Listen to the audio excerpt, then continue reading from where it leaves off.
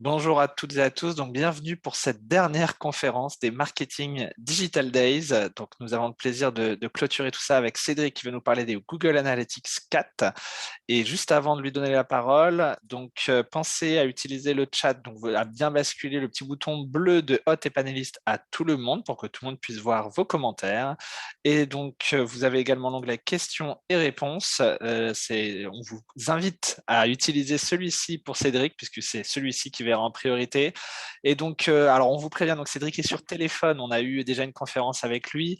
En effet, il y a le son qui fait en sorte d'avoir le son le plus proche possible. Il nous fait l'honneur donc d'être d'être présent sur ces Marketing Digital Days. On espère que ça va être tout bon pour vous et on vous souhaite une bonne conférence. C'est parti. Bonjour messieurs, dames. Ravi de participer une nouvelle fois à ce Marketing Digital Day. 3 jours de conférence auprès de 26 experts. Et aujourd'hui, nous allons parler de Google Analytics 4, la bombe atomique de Google Analytics et de la CNIL par la même occasion. Alors, je me permets de me présenter en quelques secondes. Je suis Cédric Sonrel, je suis responsable du pôle Analytics à Cybercité. Et en ce moment, si je devais savoir où je vais, eh bien, je vais un peu partout. Tout simplement parce que la CNIL a quand même tendance à bien nous embêter avec Google Analytics, qui, pour rappel, est illégal. Je vais y revenir rapidement. Et donc, où on va? Eh bien, on va sur Matomo, on va sur Piwik Pro, on reste parfois sur Google Analytics selon le sens du vent et le desiderata de nos clients. Et puis, on ira certainement vers de Internet et peut-être d'autres solutions ou pas, en fonction de ce que la CNIL dira dans un futur proche ou lointain. Alors, je ne vais pas répéter qui est Cybercité, on est juste 130 experts, 22 ans d'expérience et environ 700 clients satisfaits. Et pour notre part, dans le pôle Analytics, notre métier, c'est de mettre en place des plans de marquage. C'est la 4e petite tuile ici, Data Analytics et Conversion, c'est-à-dire des points de marquage qui vont au-delà des fonctionnalités natives que vous allez pouvoir trouver dans n'importe quel outil statistique. Et au fur et à mesure du temps, on est fatalement devenu un peu plus expert sur Matomo, Piwik, Internet. Et l'analyse de compte, bien entendu, c'est pas toujours super bien configuré. Et après, on fait des prestations un petit peu qui vont avec la mise en place de plans de marquage, c'est-à-dire de l'analyse de données, de l'analyse de contribution, de l'optimisation de taux de conversion, des landing pages, de la test et bien sûr du reporting et de la data vise avec les outils Google notamment. Et puis nos références, large panel de clients parmi nous 750. Dans ceux-ci, j'en gère 7. Au final, je m'en suis aperçu sur la partie purement Google Analytics. Donc voilà, beaucoup d'expérience, notamment sur le e-commerce et le e-tourisme. Alors, je ne vais pas vous cacher qu'en ce moment, nous sommes dans un contexte un petit peu particulier. Vous pouvez voir les autres termes que j'ai voulu mettre en place également. Un petit peu particulier parce que je vais remettre légèrement dans le contexte un peu le fait qu'on est peut-être dans une conférence qui est complètement hors la loi. J'en ai totalement conscience, sauf qu'en fait, j'ai beaucoup de clients qui se posent des questions sur les changements, qui n'ont pas nécessairement envie de changer de solution statistique, qui se posent la question comment faire. On va voir ça un tout petit peu plus tard. Je vais quand même présenter Google Analytics 4. Moi, il me reste encore un espoir. C'est la signature du Privacy Shield 2 qui devrait peut-être avoir lieu début janvier 2022, premier trimestre 2023. Alors, on est sur du politique pour l'instant. Ce sont des grandes annonces. Une annonce n'est pas une poignée de main et une poignée de main n'est pas la signature d'un accord. Et derrière tout ça, on a toujours un activiste qui s'appelle Max Schrems de l'association NIOB, qui veut quelque part tuer Google Analytics, on ne va pas se mentir. Donc voilà. Alors, le contexte de la RGPD, c'est quand même quelque chose d'assez vieux, 2016 pour les plus anciens. Et puis surtout, dernièrement, 2 communiqués, notamment celui de février 2022 avec le communiqué de la CNIL qui a instauré Google Analytics comme étant illégal. Donc ça, c'est simplement pour une petite remise en contexte. Je pense que c'était un tout petit peu important. Et voilà, en mars, on a eu une annonce 100% politique d'accord de transfert UE-US, donc dans le cadre du Privacy Shield 2. Et puis, par rapport à tout ça, en fait, on a eu très peu de communication de la part de Google. Ce qui fait qu'en fait, on est dans une zone de flou un tout petit peu spéciale. En février 2022, suite à l'apparition en fait, de la communication de la CNIL, Google a bien sûr voulu nous dire ça a été pris en compte, l'ensemble des problématiques sont prises en compte, mais jusqu'à maintenant, pas vraiment de changement. Dans la foulée, on a eu un atermoiement puisque en mars 2022, il y a Google Analytics qui annonce la fin d'Universal Analytics au profit d'Analytics 4. Alors là, je ne vous raconte pas la complexité. Déjà que Google Analytics 4 est un outil pas facile à prendre en main. Dans ce contexte d'illégalité d'analytics d'une manière générale, voilà, on a fait beaucoup de sensibilisation auprès de nos clients et donc beaucoup d'abandon d'Universal Analytics au profit d'Analytics 4. Et puis finalement, une toute petite dernière donnée, en mars 2022, on a la fin du traitement des IP dans Google Analytics 4, hein, qui est un des points de blocage sur l'illégalité de Google Analytics 4. Ce n'est bien entendu pas le seul, hein, le premier étant le transfert des données Europe-États-Unis. Bref, il s'est quand même un petit peu amélioré. On a des serveurs aujourd'hui qui pointent en Europe. Ça change absolument pas la vie. Donc voilà, on est peut-être dans le cadre d'une conférence sur la loi, mais il n'en demeure pas moins que vous avez peut-être en projet de passer sur Analytics 4. Je ne vais pas vous mentir, ça commence à être tard, hein. La fin d'Universal Analytics est prévue pour juillet 2023. Donc ça veut dire que si vous vous y mettez maintenant, vous n'allez pas nécessairement avoir votre année de données qui va vous permettre en fait de comparer VSN-1 et d'avoir un petit peu plus de données. Déjà que ça va être compliqué de passer des données statistiques d'Universal à Analytics 4. En plus de ça, si vous changez pour un Matomo, pour un Piwik, pour un Internet, ça va être encore plus complexe d'analyser vos données. En tout cas, VS, l'année précédente, ce qu'on fait d'une manière générale. Alors, pour revenir à l'annonce, donc au 16 mars, Google annonce la fin d'Universal Analytics au profit de GA4. Alors, ce qu'on va voir, c'est que Google Analytics 4, c'est une nouvelle méthode de collecte qui change totalement et qui va bien sûr devoir être prise en compte par vous, par les agences marketing, par les agences médias, de manière à tirer parti le mieux possible de cette nouvelle interface. Bien entendu, des nouvelles fonctionnalités. Alors, ce n'est pas révolutionnaire en tant que tel, mais ça aide à la mise en place de tracking et de certains points de conversion. Le point numéro 3, qui ne sera pas le point numéro 4, c'est comment est-ce qu'on effectue le switch à un moment donné. Donc, quelle est la procédure? Alors, vous verrez, il n'y a pas de miracle, hein, il faut refaire le plan de marquage que vous aviez auparavant sur Universal Analytics. Il va falloir le refaire au format Analytics 4. Il n'y a pas de magie. On présentera rapidement l'interface qui est hyper minimaliste et bien entendu les limites de l'outil. Alors, Google Analytics 4, la nouvelle collecte. Alors, les principaux changements, pardon. Alors, pour essayer de remettre un petit peu dans le contexte, auparavant, dans Universal Analytics, quand vous cherchiez à analyser votre trafic, vous alliez dans la partie acquisition, tout trafic, sources et supports, par exemple, et vous aviez la possibilité de voir à un moment donné que le Google organique représentait 13%, 20%, 5000 visiteurs sur la période que vous éditiez. Et puis ensuite, si vous vouliez aller voir votre e-commerce pour les e-commerçants ou vos formulaires pour les personnes qui sont ici et qui ont un formulaire de lead, vous alliez soit dans la partie événements, soit dans la partie objectif pour regarder les données. Bref, à chaque fois, vous changez de rapport comme ça pour aller voir un petit peu vos données. Et de la même manière pour les données de consommation de page. Si vous vouliez savoir combien de fois avait été vue votre homepage ou votre page de catégorie ou votre page produit, vous alliez dans les rapports de comportement, pages, toutes les pages, et vous aviez la possibilité de voir un peu la consommation des contenus. Analytics 4, c'est complètement différent. Analytics 4, on passe de hits divergents. Donc, un hit, c'est une page vue, un démarrage de session, un purchase, par exemple. Donc, ça, c'est ce qu'on avait anciennement dans Universal Analytics. On passe par une consolidation par event. Aujourd'hui, tout va être event. C'est-à-dire que la page vue va s'appeler page vue, l'ajout au panier va s'appeler add to cart, et le purchase va s'appeler purchase, et toutes les données vont être retrouvables exactement au même niveau dans un seul rapport. Donc, avec une vision beaucoup plus claire et beaucoup plus simple, en fait, alors macro, bien entendu, de ce que va faire votre audience sur votre site Internet. Et puis, la deuxième chose que Google Analytics 4 a mis en place, c'est une vision utilisateur. Je vais tenter de m'expliquer. En fait, dans Universal Analytics, quand vous ouvriez les rapports, les principaux rapports, par exemple les données d'acquisition de trafic, on avait certes la première colonne qui était la colonne d'utilisateur, mais l'ensemble des données était calculé sur la session. Donc, ce qu'on appelle une visite d'une manière générale. Et aujourd'hui, en fait, on a une double vision dans Analytics 4, avec une vision qui est davantage mise sur l'utilisateur. Alors, ça a énormément d'avantages, hein, parce que ça a une notion marketing beaucoup plus proche de la réalité, et en tout cas de la vôtre. Vous ne travaillez pas avec des visites ou des sessions dans votre CRM, vous travaillez avec des ID d'utilisateurs. Et donc, on se rapproche un petit peu de cette vision business. Alors, bien entendu, la notion d'utilisateur dans Analytics 4 et dans les autres plateformes est sujette à questionnement. C'est compliqué de savoir ce qu'est un utilisateur. Mais en tout cas, on a des données qui sont plus agrégées par utilisateur. C'est-à-dire que moi, Cédric, si je viens 3 fois sur votre site Internet, je vais générer certes 3 sessions, mais je serai toujours 1. Et tous les calculs vont se faire avec cette vision de moi, utilisateur. Et le deuxième changement radical, c'est qu'aujourd'hui, tout est event.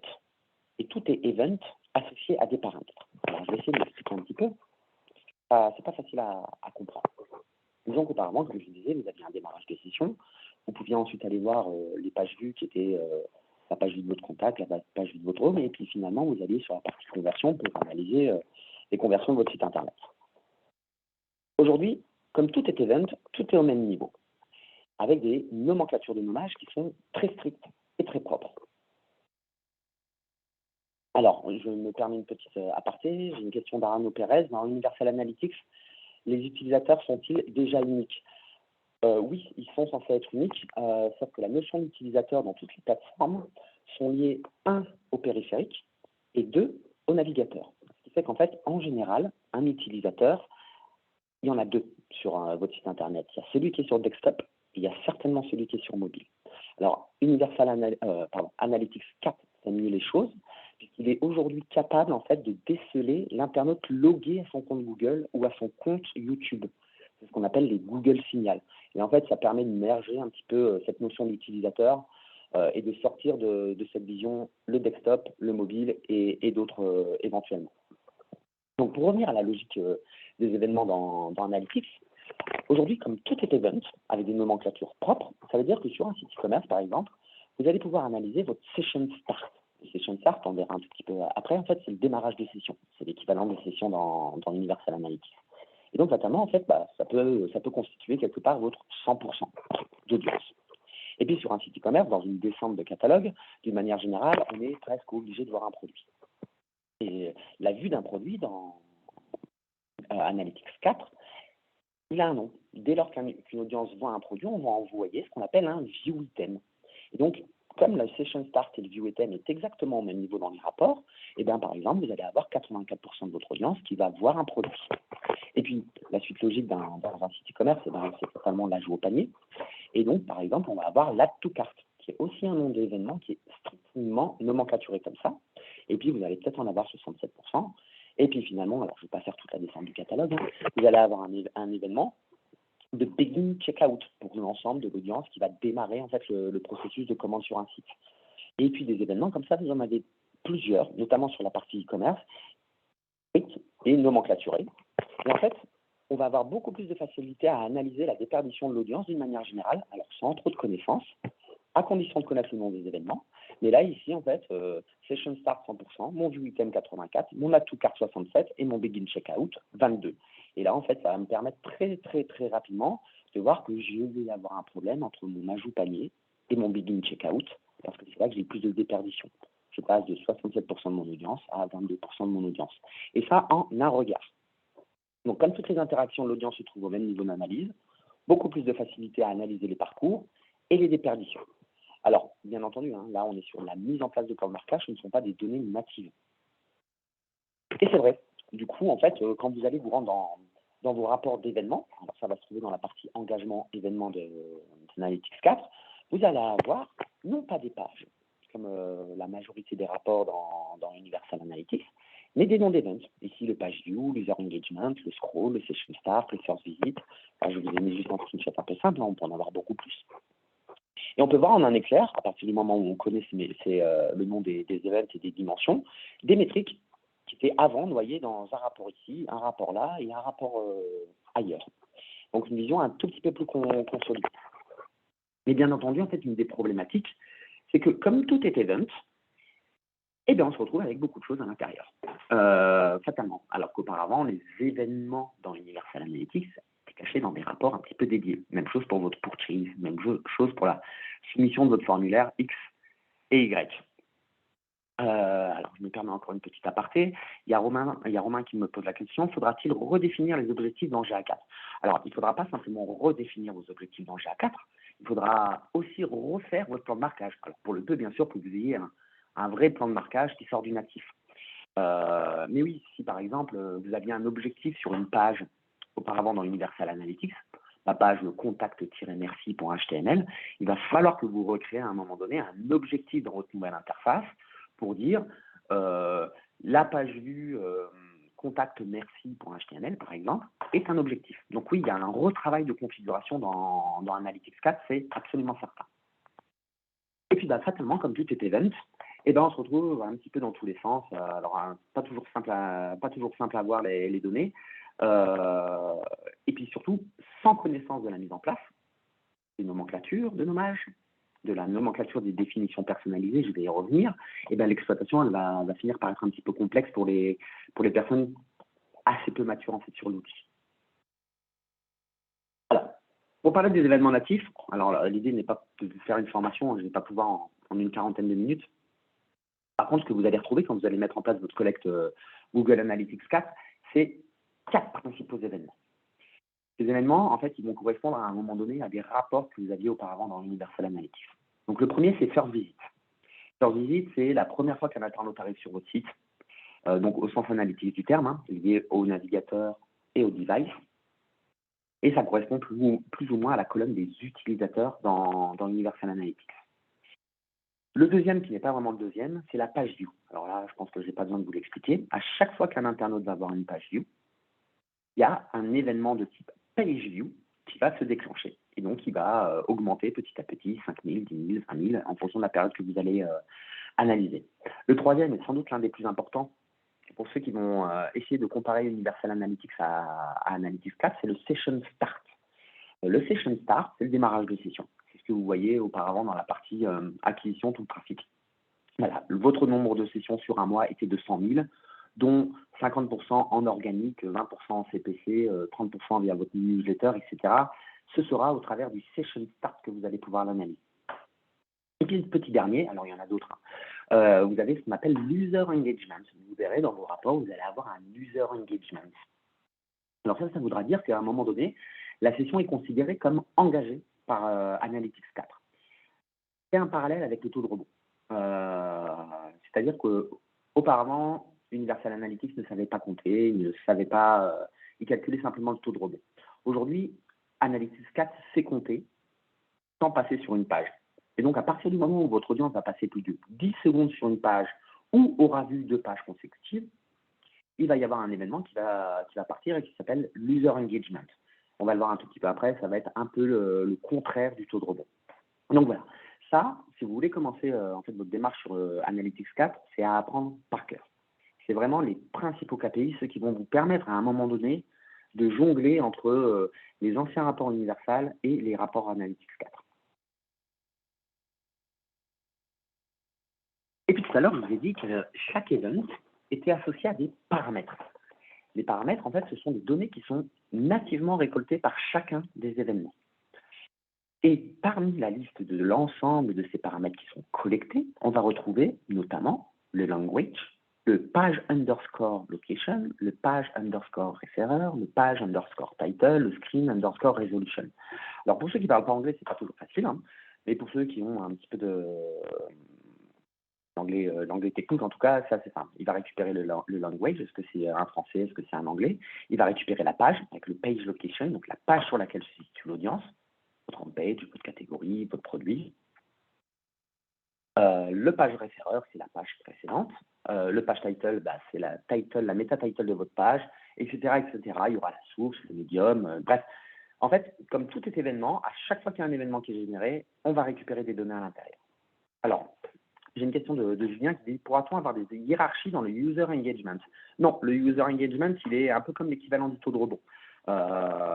C'est soit votre audience fait quelque chose de positif sur votre site internet, soit elle ne fait pas de choses positives. Et c'est le calcul du ratio qui, au final, va vous dire, sur cette page, mon audience est engagée, sur cette page, elle est moins engagée, ou bien sur cette source de trafic, mon audience est engagée, et sur cette source de trafic, elle est moins engagée. Bien entendu, après, on peut détourner l'ensemble des événements et On pourrait dire, si l'audience reste 30 secondes, elle est super engagée. Si elle reste 10 secondes, elle est moyennement engagée. Mais là, on est plus dans la mise en place de marqueurs spécifiques sur votre site. Alors, fin de la petite aparté. Donc, les événements natifs, c'est hyper important de, connaître le nom des events, natifs en tout cas, et surtout les paramètres qui sont collectés. Vous allez voir, en fait, c'est là la principale difficulté d'Analytics 4. Parce que du coup, pourquoi est-ce qu'il faut les apprendre par cœur? Parce qu'en fait, les events vont être au cœur de l'ensemble de vos analyses. Je vais prendre un exemple tout bête. C'est quoi une page de destination? Pour rappel, la page de destination, dans les rapports d'Universal Analytics, c'est la page vue qui démarre une session. C'est celle qui dit mon audience arrive majoritairement sur ma home, arrive majoritairement sur la catégorie X ou la catégorie Y ou sur le produit X ou Y. Fonctionne beaucoup en SEO au final. Quand on fait de l'analyse SEO, la page de destination est quand même quelque chose d'important. Donc en fait, dans Universal, auparavant, en fait, c'était facile, on avait un écran. Il fallait aller dans la partie comportement, contenu du site, page de destination, et vous aviez votre écran avec vos pages de destination et l'ensemble des KPI qui lui étaient associés. Les sessions, le taux de rebond, le temps moyen passé par session, etc., les conversions, le taux de conversion. Bref, je ne vais pas vous faire l'ensemble des rapports, ça fonctionnait comme ça. Dans GA4, il n'y a aucun rapport sur la page de destination. Alors, je vais mettre une petite étoile sur aucun rapport natif. On verra qu'il est possible d'en créer. Mais pourtant, la donnée de page de destination, elle est primordiale pour plusieurs métiers du digital. Le content, le SEO, le trafic payant, les social managers. Pour à un moment donné, analyser un petit peu ce qui se passe. Mais en fait, on peut le retrouver en 2 clics. Et c'est là toute la mécanique et la jugeote qu'il faut avoir, car tout est event et tout est paramètre. Alors, je vais essayer de vous donner un exemple. En fait, une page de destination, comme c'est la première page qui démarre une session, eh bien, en fait, dans votre tête, il va falloir vous dire que ça correspond à l'événement Session Start. Et je vais aller chercher le paramètre associé qui est le Page Location. Donc, ça va être super simple. Vous allez vous rendre dans vos rapports une fois que vous aurez votre analytics chat ou même en direct. Là, pourquoi pas. Vous allez dans la partie engagement, dans la partie page et écran. Vous allez changer la dimension. Je ne sais pas pourquoi Analytics 4 a fait ça. Il met le titre de la page plutôt que de mettre l'URL. Bref. Donc, en fait, on va aller chercher le chemin de la page, plus la chaîne de caractères de la classe de l'écran, qui correspond en fait à Page Location. Et puis, en fait, on va juste aller dans le rapport chercher l'événement qui nous intéresse. Donc ici, en fait, ce que je fais, sur la gauche, j'affiche les pages. Et là, je vais restreindre la donnée sur un événement bien particulier. Et sans connaissance du nom de l'événement, vous n'arriverez jamais à trouver la donnée. Donc là, en l'occurrence, j'irai filtrer mes événements sur du Session Start et le rapport va se mettre à jour et j'aurai l'ensemble de mes pages de destination. Voilà la principale jugeote qu'il faut avoir dans Analytics 4. Et en fait, toute recherche de données va passer à un moment donné par cette mécanique ou cette réflexion. Alors, je vais vous donner quelques exemples. Si je veux, par exemple, connaître la page de confirmation de vente. Alors, c'est des choses qu'on n'a pas nécessairement besoin d'aller chercher, mais c'est pour vous donner des exemples. En fait, la page de confirmation de vente, dessus, en général, moi, je vais mettre un purchase, un event qui s'appelle purchase. Et donc, fatalement, pour retrouver la page sur laquelle ça s'est passé, eh ben, je vais filtrer sur mon event purchase et en l'occurrence, j'aurai la page de confirmation de la commande. Donc, sur un Magento, c'est Checkout, One Page, Success. Sur un PrestaShop, ce sera confirmation quelque chose. Bref, si je veux connaître mes pages engageantes, c'est-à-dire celles sur lesquelles, en fait, j'ai un user engagement qui est soit fort, soit faible, en fonction de ce que je recherche, eh bien, je vais filtrer toute ma donnée sur l'user engagement et j'irai chercher le page location. Voilà comment, en fait, la mécanique d'analyse, à un moment donné, va devoir se faire dans Analytics 4. C'est pour ça que j'insiste énormément sur il faut connaître ces events et il faut connaître les paramètres qui lui sont associés. Sinon, en fait, vous allez être aveugle et vous allez prendre des chiffres très macro. Alors, j'ai une question. Les events, par exemple, first visit seront calculés en fonction du nombre de sessions où il y aura une déduplication comme s'il s'agit de la même personne. Alors, votre exemple est faux, mais effectivement, en fait, il y a une agrégation qui va être faite à l'utilisateur. Pour chaque utilisateur, vous allez connaître le nombre de sessions qu'il aura fait, le nombre d'événements qu'il aura généré, éventuellement filtrer la donnée sur le nombre de pages vues ou le nombre de purchases. Et comme en fait la vision est faite notamment sur la partie utilisateur, en fait toutes les données sont agrégées par utilisateur. Et beaucoup de moyennes sur le site vont être calculées par utilisateur. le nombre d'événements par utilisateur, le nombre de conversions par utilisateur. En fait, on remonte d'un niveau dans Analytics 4.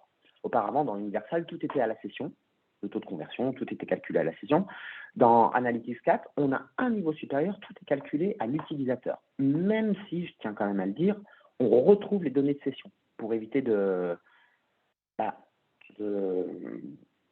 un paradigme trop fort en fait entre Universal et Analytics 4. Voilà, fin de la partie. Donc voilà, la mécanique de base, c'est celle-ci. C'est je cherche un événement et je lui associe un paramètre. Le type de device, la source, le support, la page, toutes les données qu'on retrouve généralement. Alors, j'ai encore une nouvelle question juste avant de changer. Est-il possible de redéfinir les canaux d'acquisition par défaut comme sous l'UA 360? Non, vous ne pouvez pas encore le faire. C'est-à-dire que vous n'avez pas la possibilité de créer ce qu'on appelle les canaux, enfin de retoucher en tout cas les canaux. Je suis vraiment désolé. Peut-être que ça va venir à terme. Là, c'est vrai que c'est assez mal rangé. On se retrouve beaucoup avec de l'unaffill, donc des canaux non renseignés. Alors, parmi les nouvelles fonctionnalités, Analytics nous donne des mesures améliorées, c'est du tracking automatique. C'est-à-dire que quand vous allez configurer votre vue, enfin votre propriété aujourd'hui dans Analytics 4, vous allez avoir bien entendu le natif, les pages vues plus les events que j'ai évoqués, le session start, le source visit, user engagement, le scroll, et vous allez avoir la possibilité de cocher les cases pour aller traquer automatiquement le défilement, le clic sortant, la recherche sur le site, l'engagement avec les vidéos, les téléchargements de fichiers, et en fait, selon vos besoins, ce que vous possédez bien sûr sur votre site internet, vous allez juste décocher la fonctionnalité. Et puis bien sûr, il y a un petit nouveau qui arrive en septembre, il y a l'analyse des formulaires. Alors, vous n'allez peut-être pas le retrouver, ça dépend du sens du vent, vraiment, moi je le vois sur certains comptes, je ne le vois pas sur certains comptes, je le vois sur des tout petits sites, je ne le vois pas sur des gros sites. Voilà, et vous activez bien sûr les données collectées. Ça apporte un plus, ça évite d'avoir recours à une agence de plan de marquage comme la nôtre, mais on est loin d'être exhaustif.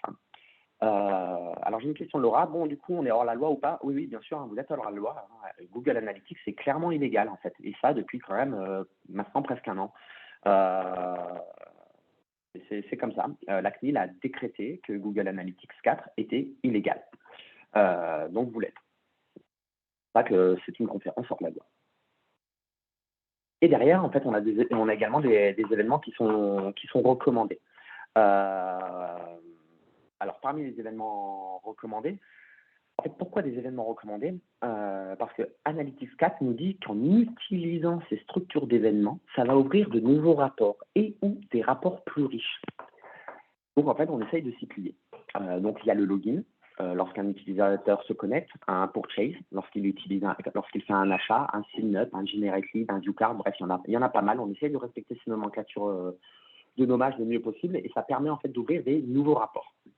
Et puis, bien entendu, il y a des paramètres qui sont associés à chacun de ces événements et qui ne sont jamais les mêmes. Là encore, je vais réinsister. Utiliser Analytics 4, c'est connaître les events et c'est connaître les paramètres qui lui sont associés. Et là, c'est des paramètres qui ne sont pas natifs, mais qui sont recommandés par Analytics 4. Alors, une nouvelle question. Y a-t-il des risques de sanctions? Oui, il y a des risques de sanctions. Alors là, je vous invite à vous rapprocher de votre DPO, qui est une personne qui vous êtes dans l'obligation, donc c'est une obligation juridique d'avoir depuis 2017 dans votre société. Et le risque majeur de la CNIL, alors là, on parle de risque majeur, c'est 4% de votre chiffre d'affaires. Alors, ce n'est pas l'utilisation de Google Analytics 4 d'Analytics, d'une manière générale, qui va vous faire prendre 4% de votre chiffre d'affaires mondial en termes de pénalité, ça va bien au-dessus. Là, ce que vous risquez, c'est une mise en demeure, c'est-à-dire un papier de la CNIL, une lettre de la CNIL vous demandant de vous mettre en conformité. Mise en demeure repoussable pour le peu que vous ayez fait des efforts. Attention, ne confondez pas. Analytics 4 là, est illégal, mais Analytics 4 doit respecter la RGPD et au-dessus, on a la RGPD. Et la RGPD Analytics est englobé dans une RGPD beaucoup plus globale qui va considérer même vos bases de données, vos BIP pour entrer dans votre entreprise. Voilà, là, c'est une toute petite partie de l'iceberg. Et du coup, avec ces événements recommandés, ce qui est bien, c'est que si tout le monde veut, en fait, c'est génial pour la compréhension et la convergence. C'est-à-dire que en changeant d'un projet 1 à un projet X à un projet Y ou un site web X ou Z, on devrait pouvoir retrouver à peu près la même nomenclature de nommage. Alors, les événements recommandés, mon sentiment, c'est que c'est très bien, sauf qu'en fait, pour prendre l'exemple d'un événement qui existe, qui s'appelle Generate Lead, qui est censé être là pour chaque soumission de formulaire, c'est que, je suis désolé, moi j'ai des clients, en fait, ils ont un formulaire de contact qui n'a pas le même niveau de valeur qu'un formulaire de devis et qui n'a encore moins de valeur, enfin, qui n'a pas le même niveau de valeur qu'un formulaire de newsletter. Et donc, du coup, en fait, on se retrouve à triturer la donnée. Alors, pour toujours envoyer un generate lead tel que Analytics 4 nous demande, sauf qu'en fait, on rajoute des paramètres personnalisés pour distinguer le type de formulaire. Est-ce que c'est mon formulaire de contact? Est-ce que c'est mon formulaire de devis? Ou est-ce que c'est mon formulaire de newsletter? Parce que c'est complètement différent. Alors, j'ai quelques questions. C'est Lola qui me demande, est-ce qu'on peut considérer Analytics 4 sera adapté aux PME françaises? Oui, tout à fait. Il est totalement adapté aux PME, aux petits, aux moyens ou aux grands.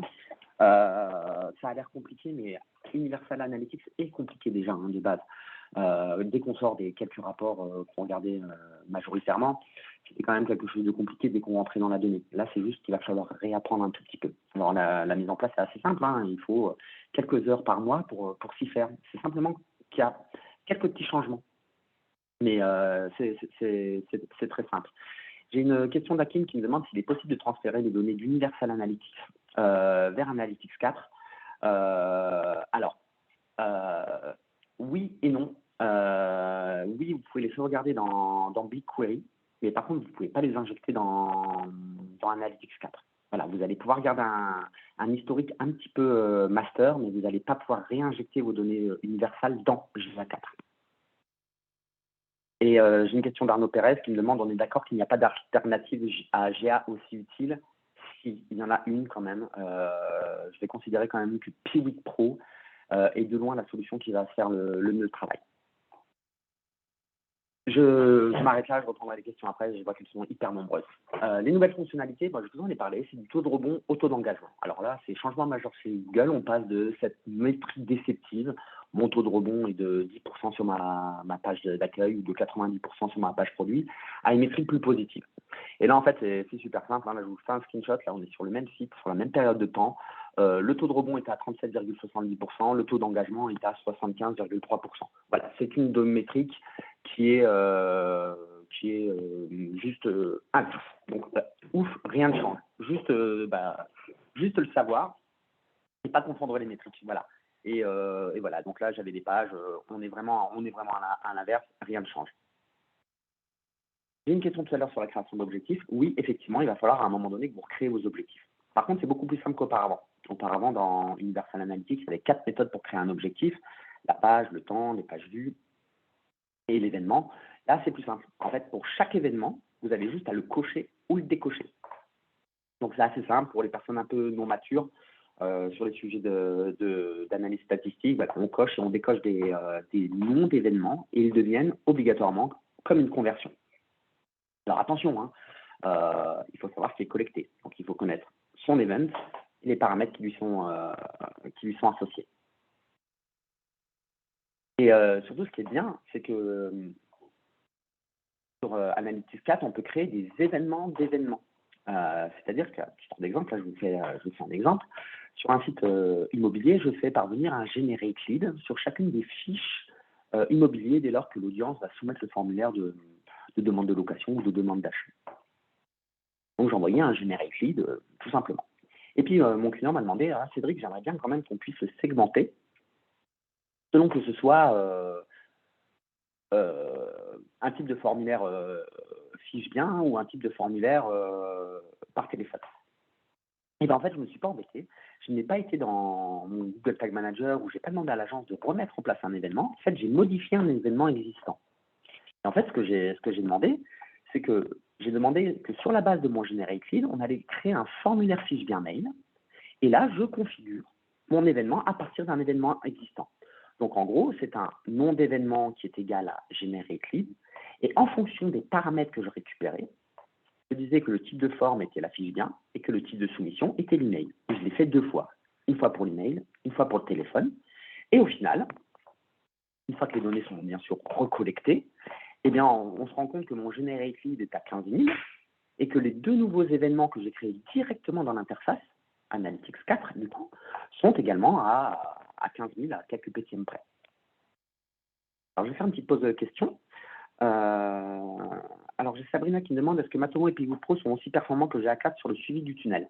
Alors, Matomo, non, sauf si vous prenez un module qui s'appelle Funnel. Voilà, tout simplement. Payant en auto-hébergement gratuit sur le cloud. Et sur Pigwood Pro, oui, vous avez la possibilité, même chose, de mettre un petit module qui doit s'appeler exactement de la même manière. Donc, les analyses de tunnel sont également possibles. Sans aucun souci. Mais en fait, Matomo et Pigwood Pro vont très bien fonctionner à condition de les booster au module. Et pour les événements d'événements, eh bien, c'est toujours pareil. Je vais les répéter parce que je pense que c'est vraiment le facteur clé de succès, à condition de connaître son plan de marquage, la structure d'événement et les événements qui sont dessus. Alors, par contre, ce qui me manque vraiment, la gestion des événements. Alors, auparavant, pour ceux qui avaient des événements dans Analytics, on avait des catégories, des actions et des libellés. Et en fait, on pouvait rentrer dans la donnée. C'était super simple pour faire des analyses ad hoc, très rapides. Mon client me demandait quel est le nombre d'événements générés sur la carte de visite. Boum, j'allais dans Analytics, je lui trouvais en 30 secondes. Je me faisais un petit rapport éventuellement pour y revenir. C'était hyper rapide. Là, aujourd'hui, eh ben, on va plus pouvoir le faire. Quelque chose de très important, si vous avez un plan de marquage qui a été mis en place par une agence Analytics ou même par vous-même, les définitions, c'est-à-dire les paramètres que vous allez mettre en place, vous allez devoir les déclarer dans GA4. Alors, pas les natifs, mais d'autres. Si par exemple le type de formulaire, sur un formulaire, le contact, le newsletter, le devis, si vous oubliez de déclarer cette donnée à Analytics 4, elle est perdue. Elle est collectée, mais non affichée dans les rapports. Ce qui fait qu'en fait, si vous ne déclarez pas ce qu'on appelle les dimensions personnalisées ou les event parameters, les paramètres d'événements, ils vont être flottants dans le cloud, ad vitam aeternam, et ils ne seront jamais exploitables. Alors ça, c'est long, parce que du coup, selon les plans de marquage, on va définir plein de dimensions.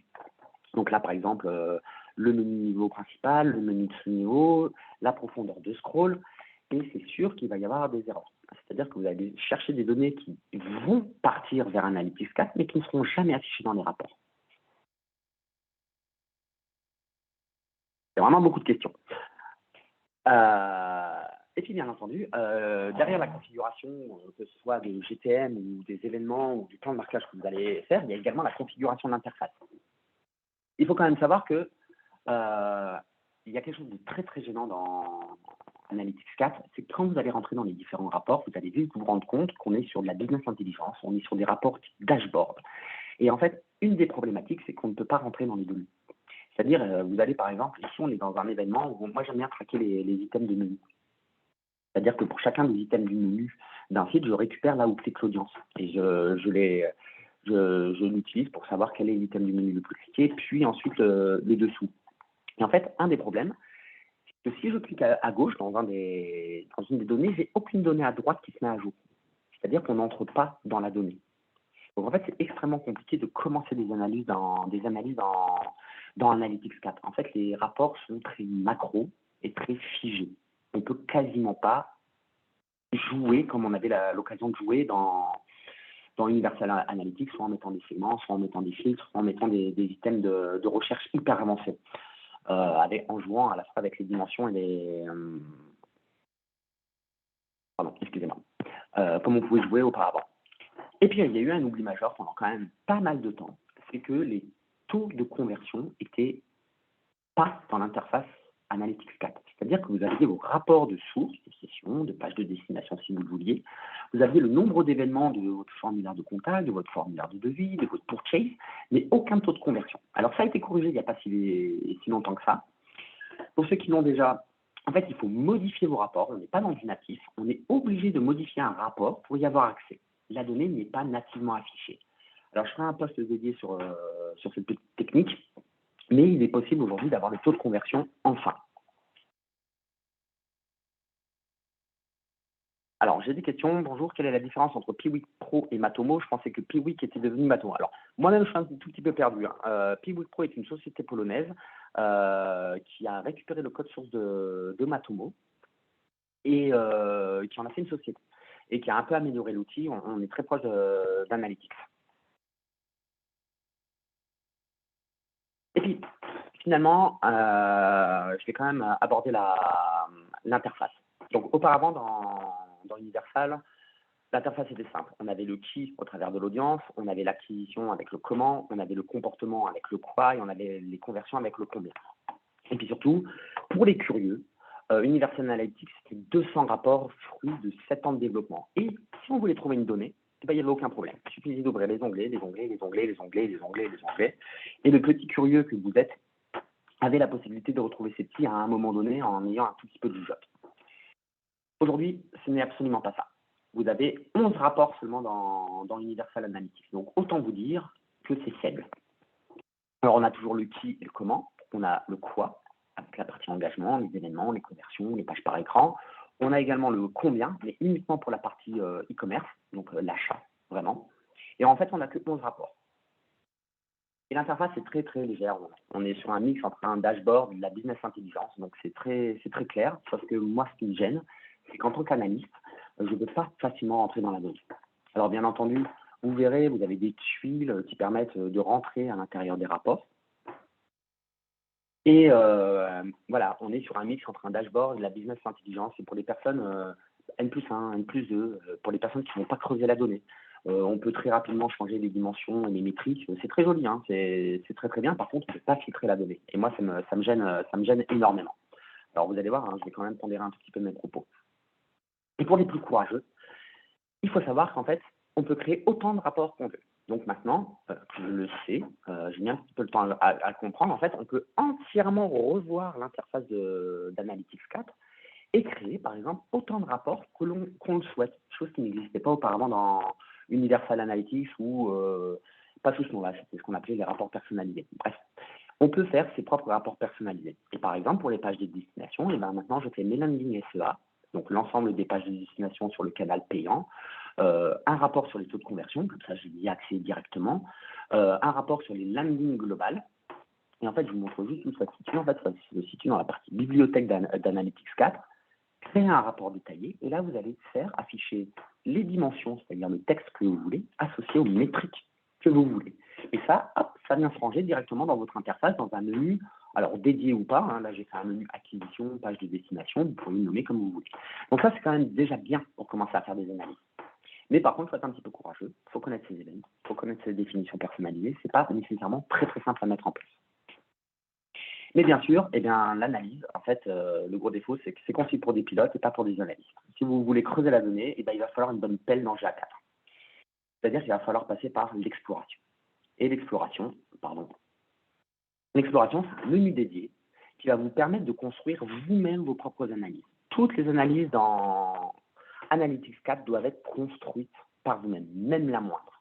Ce qui fait qu'en fait, pour mes clients, je me retrouve avec énormément de rapports d'exploration et énormément de configuration des données parce qu'en fait, on ne la retrouve pas. Comme je vous l'ai dit, quand on clique quelque part dans Analytics 4, on n'entre pas dans la donnée. Donc, on se retrouve à devoir faire des dizaines de rapports personnalisés. Alors, par contre, c'est super bien. Je vais vous montrer un exemple ici avec un entonnoir de conversion où, en fait, comme tout est event, je vais appeler mes events petit à petit. Et en fait, je pars de l'ensemble de mes pages vues et je veux savoir qui a été jusqu'à la newsletter. Et là, j'ai la déperdition dans ma home page. Et en fait, c'est super bien parce que je vois parfaitement où est-ce que j'ai des problèmes sur mon site internet, c'est-à-dire ici. Là, j'ai un point de rupture très visible. C'est génial, quand on a construit ce genre de data vise, de voir où est le problème. Ici, tout se passe bien. Là, j'ai un peu moins d'audience. Là, j'ai un peu moins d'audience. Et là, j'ai vraiment un gros trou. Et donc, hop, le point de rupture est très visible. L'insight est clair.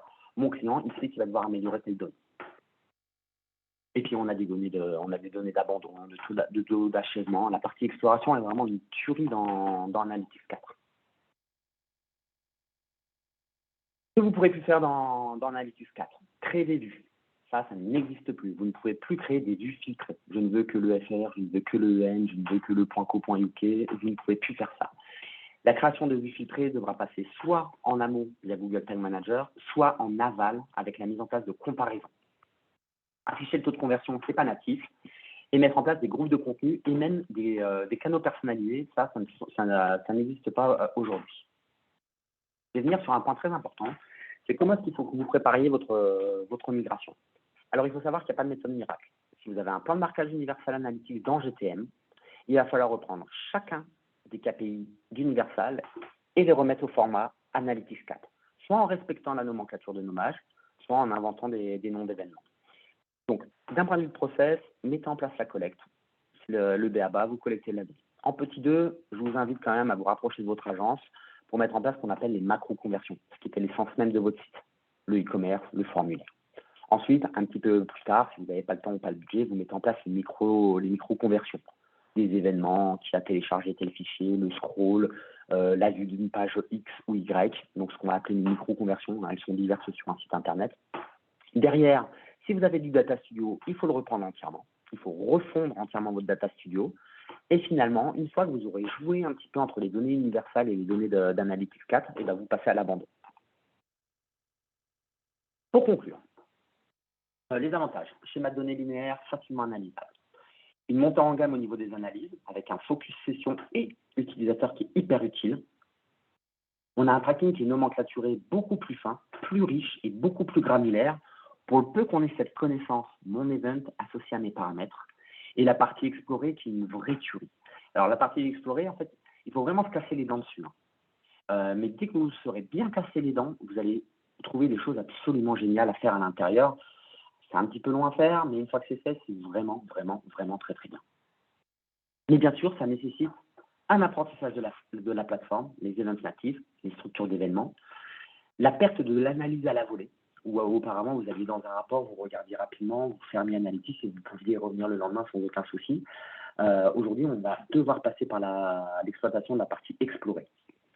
Et il y a une très, très grosse configuration de la solution. Je parlais des événements personnalisés à déclarer, mais il y a vraiment beaucoup, beaucoup, beaucoup de subtilités dans GA4 qui peuvent vraiment limiter la collecte de données. Et les inconvénients, c'est la fin des analyses à la volée, plus de temps de configuration de l'interface pour voir les données, un temps de configuration beaucoup plus long pour pouvoir analyser.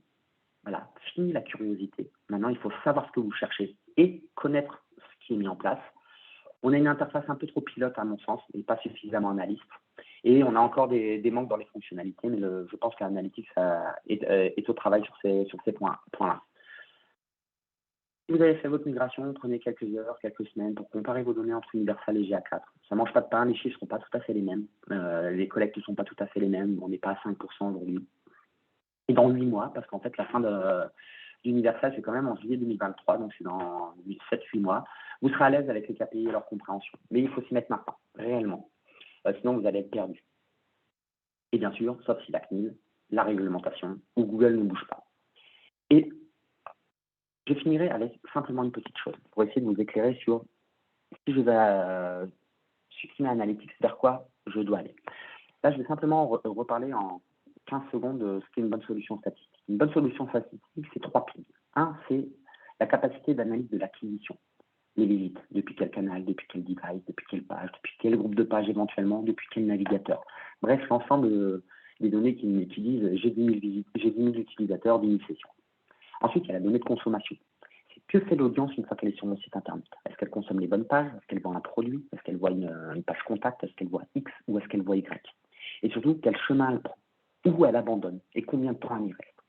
Et puis finalement, le troisième, le vrai pilier, c'est les données de conversion. C'est est-ce qu'elle transforme? Est-ce que je peux créer des objectifs? Est-ce que je peux la segmenter? Et est-ce qu'à un moment donné, en analysant mon acquisition, ma consommation et ma conversion, est-ce qu'il existe des freins à la conversion? Et en fait, moi, je me suis prêté à l'exercice. Vous pouvez prendre une photo où j'ai comparé en fait Google Analytics. Alors, on va le faire en sens horaire. Google Analytics, Eulerian, Matomo, Piwik, AT Internet, Fathom et Plausible. Fathom et Plausible, je vais les abandonner. Je n'ai jamais eu trop l'occasion de travailler dessus. En lisant les specs, je trouve que ça ne fait pas le travail. Eulerian, c'est une solution qui est beaucoup trop excessive pour les petites PME. On est à quasiment 2 000 € par mois.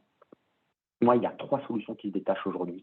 C'est Matomo, AT Internet et Piwik, avec un petit coup de cœur en ce moment pour Piwik, qui se rapproche énormément de ce qu'on a dans Universal Analytics.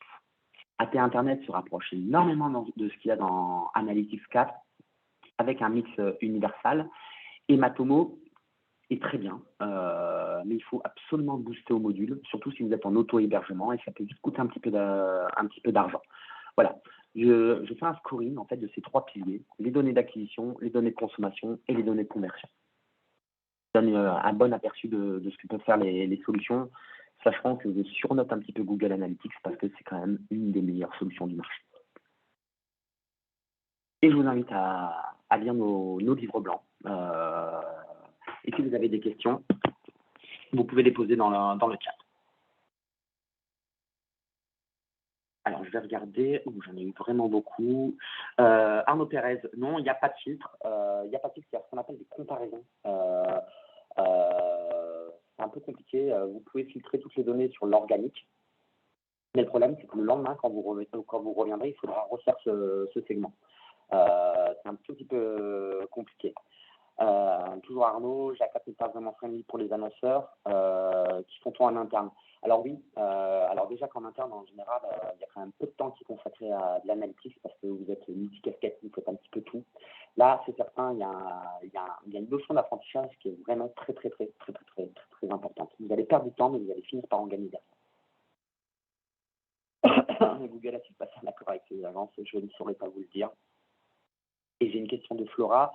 Même si on a passé la démarche de passer par une autre solution, étant donné qu'on n'a pas encore d'historique sur la nouvelle solution, on est déjà dans l'illégalité en continuant à utiliser Analytics. Oui, vous êtes dans l'illégalité en ce moment. Mais bon, c'est ce qu'on appelle du risk management.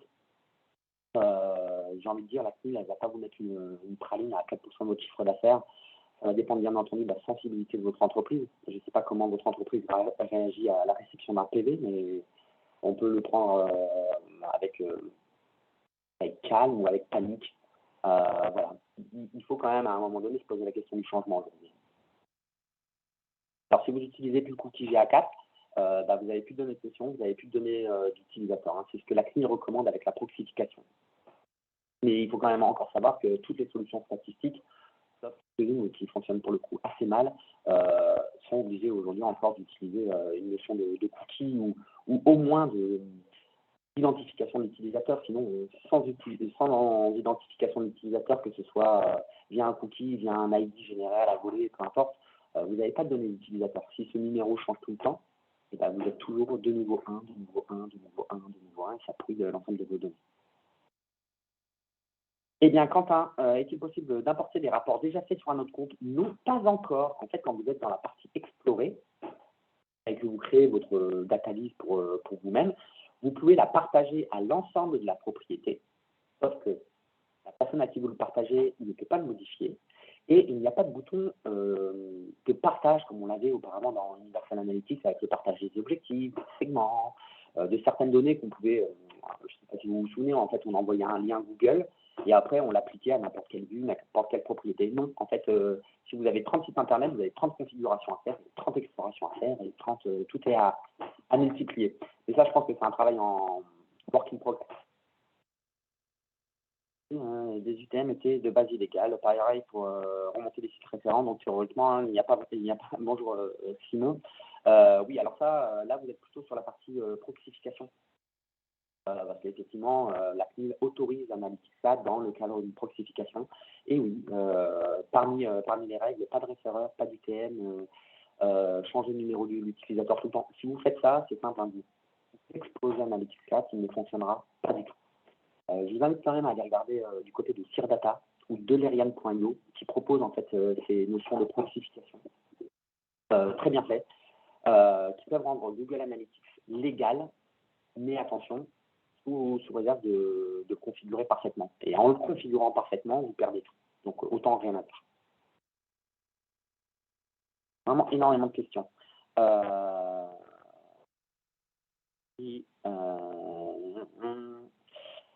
Oui, merci Simon. Effectivement, ça peut être toujours intéressé de mettre le lien. Vous pouvez effectivement mettre votre outil Analytics en conformité, mais vous allez casser Analytics 4, c'est absolument certain.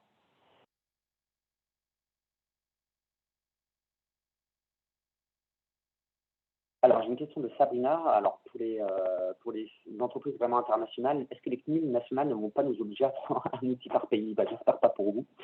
Sachant qu'en fait, renseignez-vous plutôt auprès de votre CMP, donc le bandeau de gestion des cookies. Parce qu'aujourd'hui, Analytics est interdit de mémoire en Allemagne, en Autriche, Pays-Bas dernièrement, en France. Et si ça se trouve, en fait, c'est l'Europe entière qui va arriver. Donc oui, peut-être, mais je ne sais pas. Matomo, AT Internet sont autorisés en France parce que ce sont des cookies français. Quelque part, moi je ne sais pas comment les États-Unis vont agir. Peut-être qu'ils vont décréter que Matomo n'est pas légal aux États-Unis. Enfin, je n'en sais rien, vu que ce sont des décisions qui m'échappent un petit peu vraiment le fondement politique de la problématique. Je ne sais pas. Peut-être que chacun des pays va interdire chacune des solutions dans chacun des pays. Alors, j'ai effectivement levé une problématique et à Arnaud qui me pose la question, est-ce que Piwik et les autres alternatives sont légales du coup? Alors, autorisées.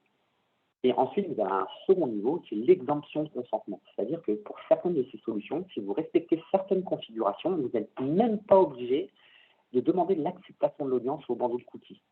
C'est le cas de Piwik, c'est le cas d'AT Internet et c'est le cas de Matomo. Sous réserve en fait de respecter une configuration de l'outil. Qui ne dégrade pas trop. Pour ces trois solutions, franchement, ça ne dégrade pas trop les données. Et le gros avantage, c'est que vous allez pouvoir récupérer 100% de vos données, chose que vous n'avez pas dans Analytics aujourd'hui, parce que si vous êtes vraiment dans les clous, vous respectez la RGPD et vous démarrez la collecte de données que si l'audience accepte les cookies de type Analytics. Donc oui, cette solution, un des cœurs de Piwik, Matomo, Internet, et consorts qui sont validés par la CNIL, c'est qu'elles sont exemptées de consentement. Et donc, vous récupérez enfin votre 100% de visite.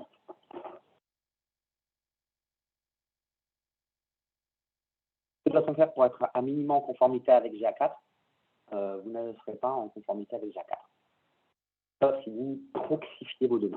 C'est-à-dire que la proxification, c'est l'idée de mettre un serveur entre votre site internet et Analytics qui va traiter la donnée.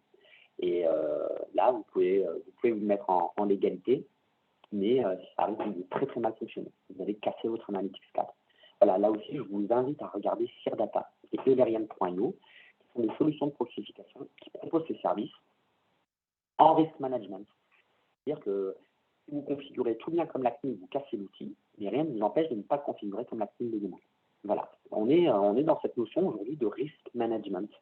C'est que jusqu'à quel moment, en fait, mon utilisation d'Analytics va tenir. Jusqu'à quel moment un concurrent ou n'importe qui va se rendre compte que j'ai un Analytics sur mon site internet et va me dénoncer. Je ne suis pas encore sûr que la CNIL soit équipée pour aller taper tous les sites de France et lister tout ce qui ont un Analytics. Voilà, un petit peu comme les impôts sur le revenu, je pense que c'est les voisins, la concurrence qui vous dénoncent. Et ça fait 1 heure, je pense que j'ai largement dépassé le temps imparti. Je vous remercie beaucoup, sauf s'il y a une dernière question. Eh bien, merci Cédric en tout cas pour cette belle conférence. Beaucoup d'éloges faites dans le chat, beaucoup de questions, donc c'est un vrai sujet important et c'est un beau moyen de clôturer ces Marketing Digital Days. Encore bravo à toutes les équipes Cybercité d'avoir organisé ces 3 jours de conférence, c'était très enrichissant. Voilà, je te laisse le mot de la fin Cédric. Eh bien écoutez, mettez Analytics 4 en place, très sincèrement. Si vous avez un DPO, parce qu'en fait, le poil à gratter des entreprises aujourd'hui, c'est le DPO, on ne va pas se mentir. Choisissez une solution alternative, faites bien votre benchmark. Voilà, mon petit coup de cœur en ce moment, c'est Piwik. C'est Piwik Pro. Je risque de changer dans 6 mois, il n'y a aucun souci. Repensez à cette notion de risk management qui est hyper importante. Et pour ceux qui veulent absolument garder Analytics, eh bien, mettez-vous au travail. Le temps que vous allez perdre aujourd'hui, vous allez le gagner demain. Merci Cédric et bonne soirée à tous. Bonne journée. Au revoir.